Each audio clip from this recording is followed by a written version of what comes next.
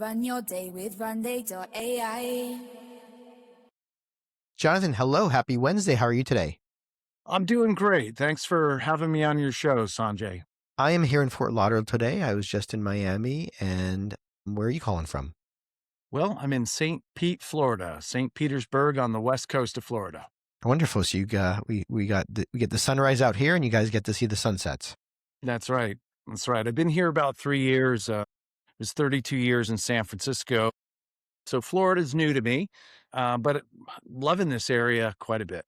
Well, welcome. I used to half live between San Mateo and Atlanta myself. Yeah. Okay. Great. Well, tell me more about the Artesian network. What's the origin? Yes.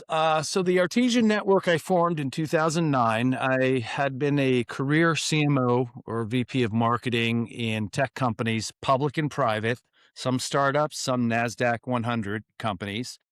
And there was this gap in the market for early stage tech startups. Having been through that route several times, I'd worked out some playbooks that worked very well for them. And these early stage companies either couldn't afford or couldn't attract the right talent to be full-time marketing executives for them. Frankly, it's too early until you Yeah, have a not ready yet, repeatable, right? repeatable, predictable revenue model. It's best not to commit full-time to building your own team. It's too risky. You're not going to get the right people. So I had this concept of being a fractional CMO before it was in vogue to be fractional anything. And I built the business. It's called the Artesian Network because an artesian water well, I had one when I grew up, is one if you drill it in the exact right way, water comes up under its own pressure rather than needing Wow. to be Okay. pumped. So it's our metaphor for building revenue models. And about 2013, I had realized that startups, they have one competitive advantage, really. They could have IP, but they can't afford to protect it against a big player. It's speed. And I was coming in as the fractional CMO and then having to turn around and either hire or contract with the different disciplines in marketing that are needed, say a web developer or a content writer. I assembled a team of people I thought represented the best in B2B tech marketing. And since about 2013, some have joined more recently. We've gone in as a whole SWAT team.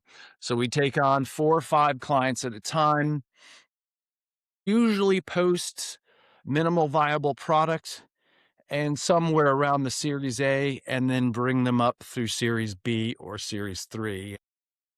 It's been fun and rewarding. More than 50% of our clients since 2009 have ultimately made it to IPO or have No, been that is absolutely acquired. incredible. I've heard the failure rate for kind of seeds is now at like 96.4%. So Yeah, you have a yeah, 50% not just success rate, but exit rate. right. That's remarkable. Yeah, I think the current stat is only less than 5% even make it to Series C. So maybe that's a different way of looking at the same stats, the seeds just not making it. But no, we've been really lucky to be able to choose, the right clients to work with that want a seasoned CMO at the table to guide the business strategically and run an execution team. Until recently, it's been all referral business. All our clients have come, a CEO left and became a CEO somewhere else and pulled us along. But in the past year and a half, we've really, we have a lot of inquiries coming from outside the referral network. Talk a little bit about the buyer's journey and how has it changed. And we're seeing, especially in the age of AI, in the age of content before that, that buyers are often more informed about the industry and the solutions than the sales rep is Yeah. in some cases. And it seems like AI is probably going to take that to another level. How is this buyer journey changing? Well, I've actually written an article about this. So there are a couple of things.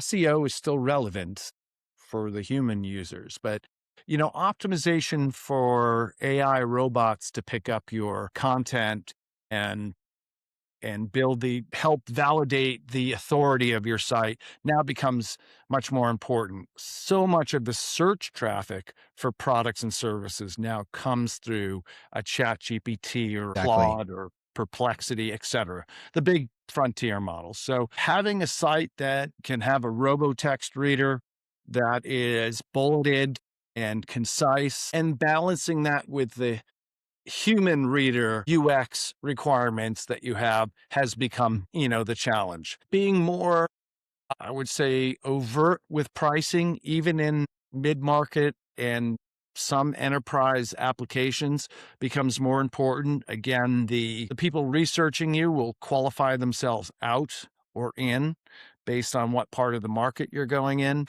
And that's generally it. You need to start showing up in some of the AI-based searches for your category, your product type, and your specific ICPs that are going to be asking AI about the class of product that you have. What are 2 or 3 of the main factors that you've seen in this 50% success rate? It's quite remarkable. So there must be some common characteristics, or was it just more depending on the company? So there are patterns, right? And that's the advantage of working with a seasoned team, is we've seen everything from failures to successes. So here are the patterns. And it's also useful, Sanjay, to look at the patterns around the failures. I did write an article called What I've Learned, or What We've Learned from Our 2 Most Epic Marketing Failures. Number one, the companies that make it very clearly early on had a solid MVP, or a minimal viable product. And it was validated through arm's length testers, beta testers, or proof of concept folks, not friends and family network. Now, all companies need to start with their friends and family network to draw them in. You're totally unknown. You need some to start. But to declare an MVP after passing it through 7 or 8 or 10 friends and family, you'd be remiss. So in these failures, both of them turned out that we mistakenly took for granted that they had an MVP. They were both well-financed. One, a Series A investment from a notable VC, $30 million. I was brought in by a co-investor to work with the company and get to its launch. It turned out I had relied on the due diligence of the VC and assumed it was solid.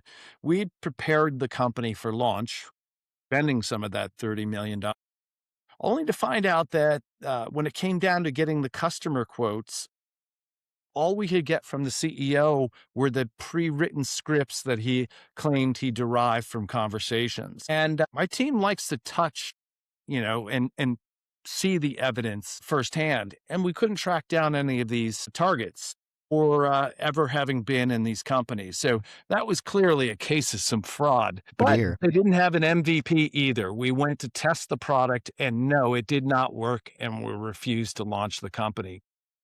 And I thought I had a duty to inform the investors at that point, as I was brought in by one of the investors. They were shut down within 4 months. The other one took in $130 million, predicated on 12 sales that came through the beta process. After a lot of work with messaging and positioning, and once again, we made the fatal error of assuming an MVP because of the financing behind the company usually predicates that. None of the 12 customers ended up being arm's length. One was the CEO's roommate in college. Another one was his best man. These are what I mean by close in and not arm's length transactions. It turned out only one had installed the product, and people were, we found this out after bringing so many to the proof of concepts and then falling out. We did refine the messaging, positioning, the whole workflow for demand gen, automated a lot.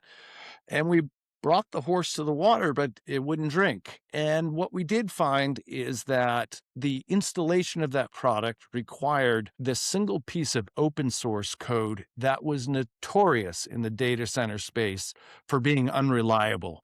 And I mean, having to restart it twice, 3 times a week, and no one wanted to touch it. And so we came back to the company and said, there's no there. You need to refactor the product and pivot a little bit with your product plans. The ones that were successful had that market validation. The second thing that they did was continually refine the messaging and positioning and ICP till they got to the repeatability, predictability. It's like a flywheel in sales. They didn't stop with that's good enough. They went on to refine it and turn that into an evergreen process in the company. They tended, having the MVP, having the ability to repeatably and predictably, let's say, hit the lever and get a biscuit in the sales team proved to be what grows a company and grows it at scale. Incredible. And you've seen this multiple times. If the Many. audience wants to work with you, be part of this 50% that you've exited, what's the best way to work with you? Well, we can be reached on artesiannetwork.com. You could always reach out to me on LinkedIn.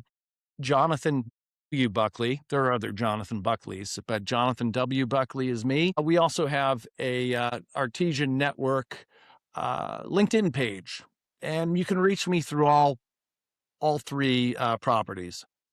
Yeah, and then I see there's a lot of the podcast, and I saw a lot of great articles in the blog as well. So if you're in the audience and you want to scale the marketing and you focus kind of on, in that B2B tech, please reach out and increase your odds. Well, thank you so much, Jonathan, for joining us today.